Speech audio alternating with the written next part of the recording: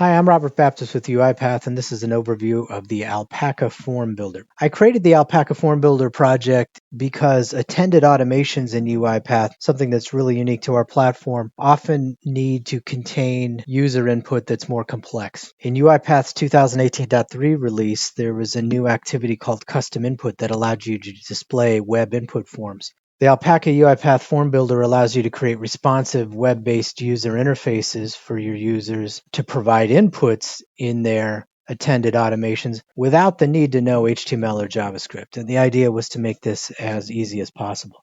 So when you download the project, you get a library that you can include in your projects, which contains the functionality itself. You also get this template project, which contains several examples showing you how to use the libraries. In these subsequent videos, I'm going to be showing you some of these examples. I'm Robert Baptist with UiPath, and in this video I'm going to show how with the Alpaca Form Builder you can build a basic form and how to get started doing that using the method of dragging controls from the left side and the activities here over to your workflow. So to best illustrate this, I'm going to the template project that you get in the download, and I'm going to open an example here called Form Template. And this Form Template workflow gives you the most basic example in how to create a form. And you'll see that some of the activities that come from the Alpaca Form Builder are in use here. The first one is called Start Form. Start Form indicates that, as the name would suggest, that we want to start building a form. In this particular activity, you can affect things like your form title. So in this case, I might change the default form title of our form to "This is the form we are creating." And let's change the form title just for illustration purposes. You can also affect the submit button text and how the submit button looks.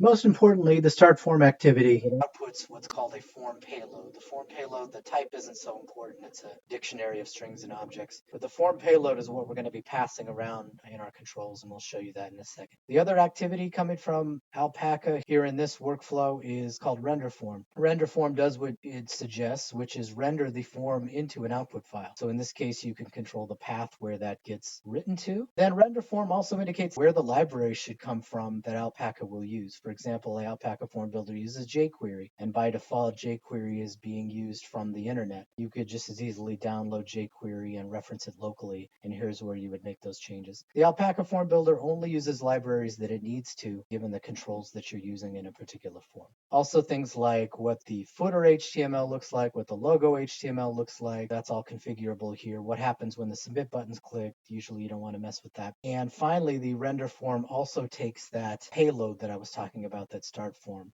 outputs. It actually takes an array of payloads because you can display multiple forms. I'll have more on that in a later video. Then finally, the last thing that this workflow is going to do is use the activity that was introduced in UiPath in the 2018.3 release called custom input to display the form that we just rendered. It's going to then deserialize the JSON from the user submission and then show that in a message box. And this is just for example. Of course, you would want to probably do something with that user submission, but showing it in a message box is good for this example. Let's now take a second to add a few controls to our form. So as I mentioned earlier, you can go to the Alpaca Form Builder library and we can do things like add a text field. Let's add some basics controls. So I'm going to drag a text field activity over here. And actually, I don't really need to change any properties, though there are a lot of choices here, except I must add that form payload that the start form activity output. Remember that form payload came from there. We're going to put that into this control here. And let's also add a drop down. So we take the select field and we drag it over. And again, we're going to give it that payload. That's the minimum that we need to do. In a second, I'll show you what happens when we change some more properties. I'm going to save this project, go ahead and run it.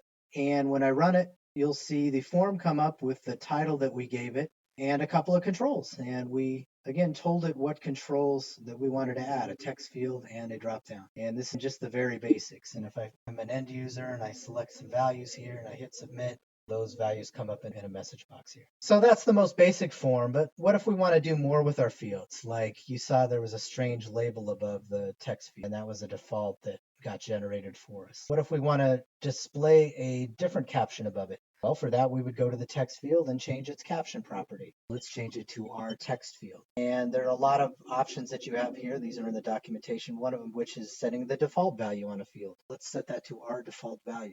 One thing you might want to do is hide the field or make it read only. In this case, let's just make this text field required. You can control where the field appears on the screen. I'll talk about that in a later video. Let's also change the minimum length of this field to be 4 characters. Let's also give this control a name. We'll call it control text. And I'll show you what that does when we run it in a minute. That's probably good enough for the text field. I need to make this a string, control text. Let's affect some things about the dropdown. For example, you might have noted that the values available in the dropdown were 1 and 2. Let's add to that. Let's make it 3 and 4. Any of these values, if you're familiar with UiPath, can come from other sources. I'm hard coding values here.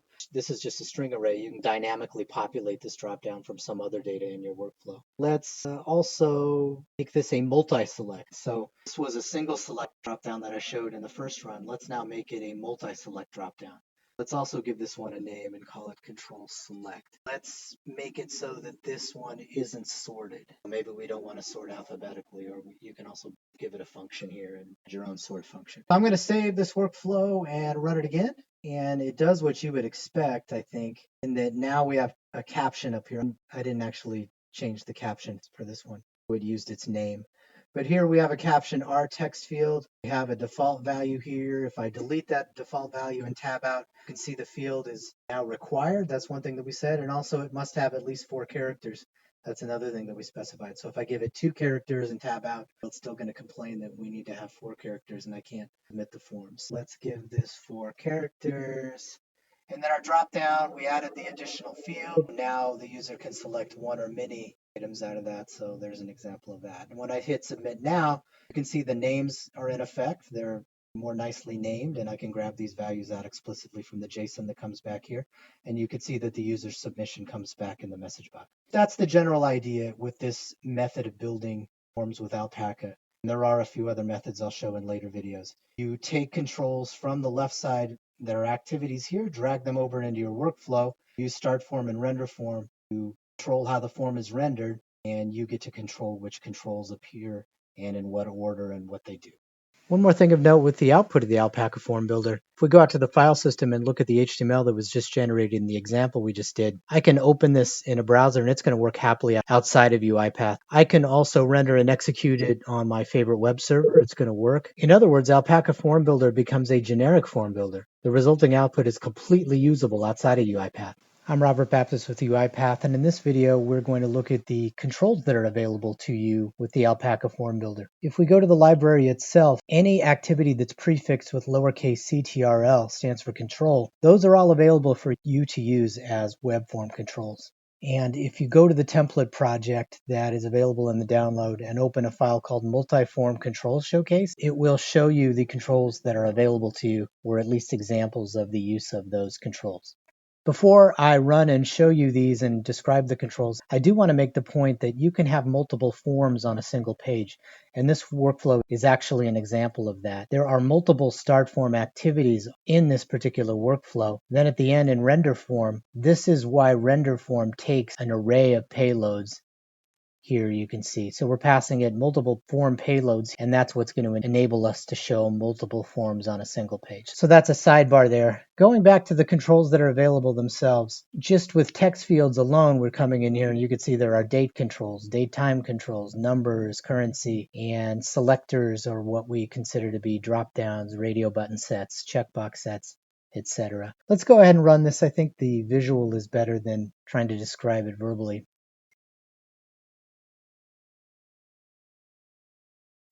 And now this has come up. We can see that for the multiple forms on the page that those are represented up here as these tabs. So the first form that we built called text field examples, these show different kinds of text fields. I also showed an example of validation on a text field, like for example, a field being required or having a minimum length. There are date picker controls where you can choose just a date and you have complete control over the format of the date. This is a US centric date format here. You can control, for example, whether manual entry is allowed into a date field or not. There's a date time picker that allows you not only to choose the date, also the time in the control, and that format is completely configurable as well. A currency field where I can't type in Any non-numeric characters and the currency sign and decimal character are completely configurable. In any of these controls, default values are always available to be set. So that's a really important part of providing user input within the context of an attended process is filling in default values. There's a text area,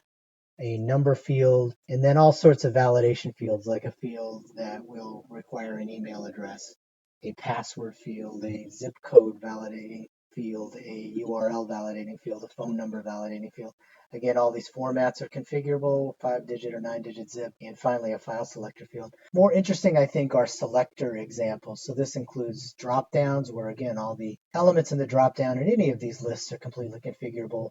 Multi-select drop-downs where I can allow the user to select multiple items, a country drop-down where countries are displayed by default, a North American-centric state drop-down. This is configurable also as to whether to include territories or not, a chooser where you can have a user choose one or more items using this kind of GUI where they can resort or find elements, that kind of thing. Of course, your run-of-the-mill radio buttons where selections are mutually exclusive and checkboxes where the user can choose one or more items. There are rich text editors that you can add where you have a few different choices of that, where users can enter using Microsoft Word or other word processor type of interface to enter and edit rich text. Color picker examples, there's a few examples of color pickers where users can choose colors and you can control the format of how those come back. And then I think for more advanced situations, what we call array examples, where users can add one or more sets of items. And those sets of items, what you get in a set is completely configurable. And whether these are drop downs or entry fields is all configurable. But it's a way for a user almost to edit like a spreadsheet or a grid. You can have it in this kind of tabular format or have this concept in more of a groups of field kind of format here, where again, what the fields are, how they're labeled, how many there are per set, that's all configurable. I'm Robert Baptist with UiPath, and in this video I'm going to talk about how the Alpaca Form Builder supports different types of form layouts.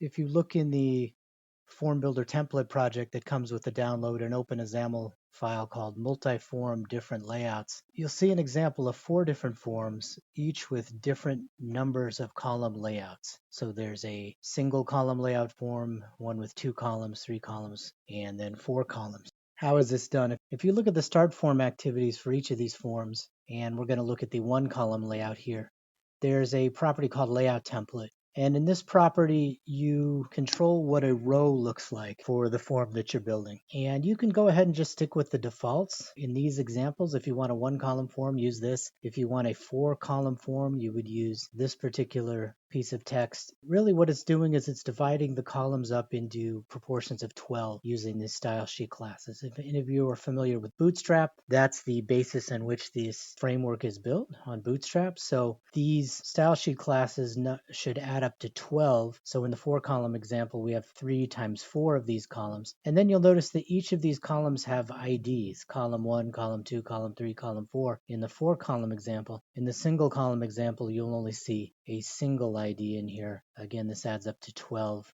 The double or dual column example you would imagine has 6 and 6, each with 2 columns. Now, where are these IDs used? If you look at any of the controls that get rendered, they are going to be used, as this is a text field here, in the layout binding property. Normally, when you're working with a control on a form, you would probably just hard code this, put column 1 or column 2, depending on which column you wanted to put it. I'm generating these 4 forms dynamically, so I'm actually putting that value in a variable. And I'm doing a little calculation here, and you'll see why maybe in a minute when I run it. It uses the mod operator to determine which column it will divvy the particular field into. But you can see all of these start with column hyphen and then a number, and that's going to place it where it needs to be. So if we run this multi-form different layout example, you'll see that in the single column example, those 20 fields get generated dynamically. It was done in a loop, and they're all put into a single column. 2-column example, each of the 20 fields put into 2, 3-column example into 3 columns, and 4-column example evenly distributed into 4 columns. Looking at the workflow, again, that's controlled at the control level with the layout binding property, where this layout binding string is set to an ID that gets set up when you look at the start form in the layout template property. Each of these should have IDs. Again, if you just stick with the defaults and how this works, you should be good. I'm Robert Baptist with UiPath, and in this video I'm taking a look at the Alpaca Form Builder and how you can generate forms dynamically in your workflows. In this case, we're looking at the template project that comes with the download, looking again at the multi-form different layouts file that you'll find in there. The interesting thing about these forms that are being generated is that they're generated on the fly. You can, of course, drag activities for the controls that you want to build on a form all very explicitly out into your workflow. This, however, is an example where text fields are being generated in a loop. In general, all of the data that you can build on an Alpaca form can be generated dynamically, and that could include, for example, what is selectable in a dropdown or what is choosable from a radio button set. Those radio buttons themselves can be generated dynamically. In this case, the controls are also being generated dynamically. So quite arbitrarily in this example, we have a do while loop that's being cut off at 20 elements. And for each of these forms, therefore, with the different layouts, it's generating 20 controls per form. So if we run this, even though we only have a few activities in our workflow that actually show a text field being generated, in fact, one for each of these forms, we have 80 controls being generated for this particular page because it's being done in a loop. And in that way, you can build forms that are dynamic based on data that you're getting in other part of your workflow. So you might have a web service call, for example, earlier in this workflow that's controlling what a user should be able to input in an attended process. In fact, the number of inputs, what they're labeled, etc. So that is really the power of dynamic form building, where you don't know what your form is going to look like at design time, but at runtime of your workflow, when the data is coming in dynamically, you can generate your form to your liking. I'm Robert Baptist with UiPath, and in this video we're looking at the Alpaca Form Builder and an example of how you can create a more simplified form builder or form designer using Excel with one of the examples that I provided. Now, if you look in the Form Builder template project that comes in the download, there's a file I have open here called Build Form from Excel. Download also comes with a sample Excel file that a user can use to build a form themselves without having to worry about many of the properties that you'll see with the start form, the render form, with the controls themselves. So the idea is, in this case, the user can set their form title here in this row of the Excel spreadsheet. They can set things like their submit button text, how many columns are in the form, so they don't have to worry about any of those properties. Do they want to display the title text? What file name do they want the output rendered to? Then in this part of the spreadsheet, they indicate what controls they want on their form. So there's actually a drop down on the Excel spreadsheet for this particular column A here, where they can choose what kind of control. Then the order in which they are presented here in the spreadsheet are the order in which they will be rendered on the screen. So let's go ahead and run this example, this build from Excel example. It's going to look a little bit messy maybe, or a little bit just like a cornucopia of fields, but that was the idea, is that I put in this spreadsheet every type of field, and I really limited the number of properties that you could set. I did put validation for whether the fields are required or not, what their caption above them is, what their default value is, and in the case of drop downs, radio buttons, checkboxes, things like that, like what their choices are. Beyond that, I didn't include any other properties. So if you look at what results, it's just essentially a bunch of fields that are appearing that I've specified in my spreadsheet. But I think you understand the power of this. You can put the form design in the Alpaca Form Builder actually in Excel here. And I've given an example where I've taken many of the properties of the controls out so that a novice user can build a form with an Excel spreadsheet, and you can actually email spreadsheets around and have those represent forms that you or your colleagues have built. So it's using Excel as a designer for the Alpaca Form Builder. I'm Robert Baptist with UiPath, and right now I'm using the Alpaca Form Builder to show that it's possible to build a form using a visual editor. And so I've opened the template project you can see here where my mouse is, and I've opened a XAML file called build form visually, and I've gone ahead and run that XAML file. And when you do that, it pops up an HTML form here that allows you to design a form. So in the output of this, and you'll see in a second, will be an HTML file that you can then use in your workflows.